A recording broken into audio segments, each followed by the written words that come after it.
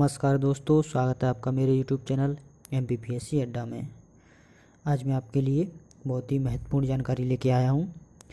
इस वीडियो में आपको बताऊँगा कि MPSC प्री का कट ऑफ कैसे बनता है। ठीक है, कट ऑफ कैसे निर्धारित होता है और इसमें सी सेट का क्या योगदान रहता है। ठीक है, सी सेट जिसे अपन सेकंड पेपर भी बोलते हैं।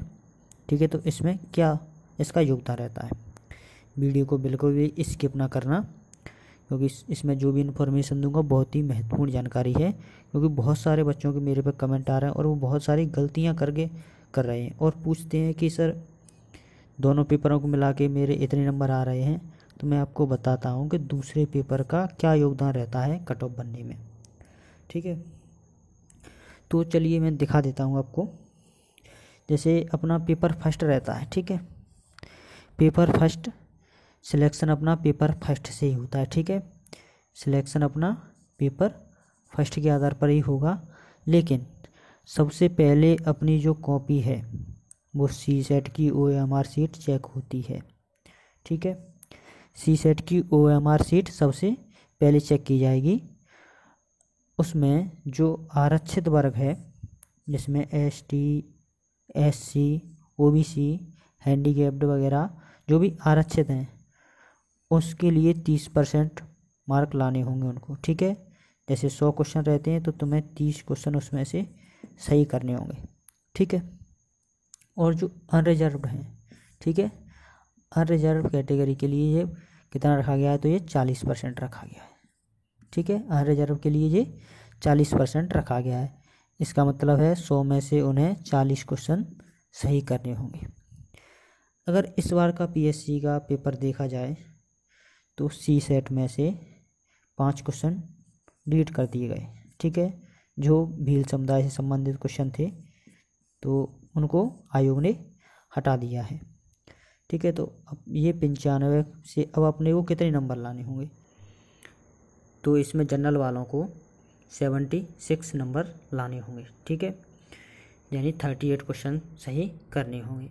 अगर आपके 76 नंबर नहीं आते हैं तो आप प्री क्वालिफाई नहीं कर पाएंगे।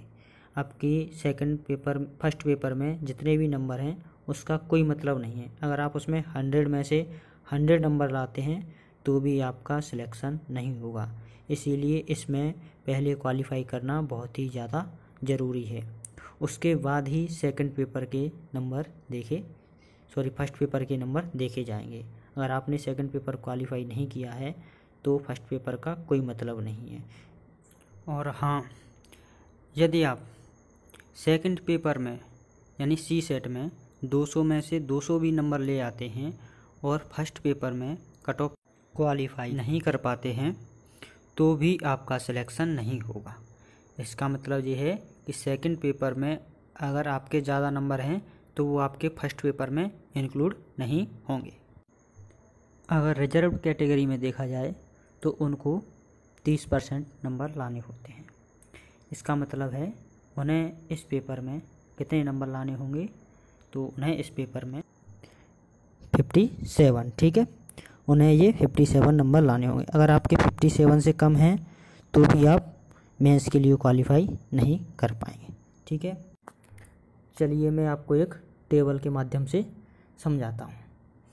जैसे अपन जनरल कैटेगरी को ही लेके चलते हैं। ठीक है, जनरल कैटेगरी के हिसाब से मैं समझा देता हूँ, आप अपनी कैटेगरी में उस हिसाब से एडजस्ट कर लेना। ठीक है, तो मान लो जनरल कैटेगरी का कट ऑफ अगर 68 जाता है, यानी 136 नंबर लाने हैं अपने को प्री क्वालिफाई करने के लिए, और आपको सी सेट में 76 नंबर लाने होंगे।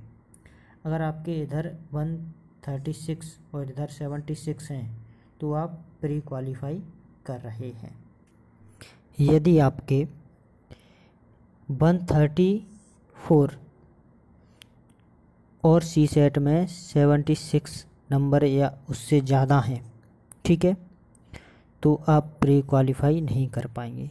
ठीक है, अगर आपके 76 से यहाँ ज़्यादा भी हैं फिर भी आप प्री क्वालिफाई नहीं कर पाएंगे।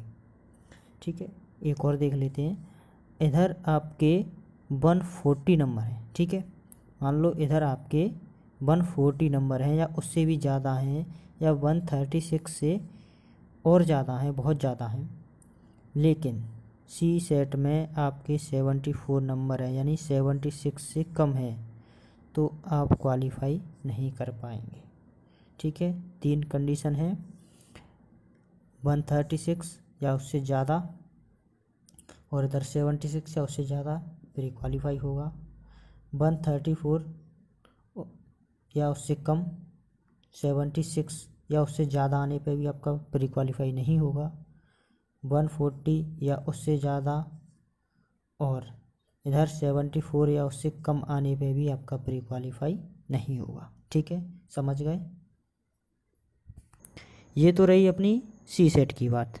ठीक है, अब अपन देखते हैं कि कट ऑफ किस तरह से बनाया जाता है। ठीक है, तो कट ऑफ के लिए सबको पता है कि जितनी पोस्ट आती हैं उन पोस्ट के 15 गुना बच्चों को लिया जाता है।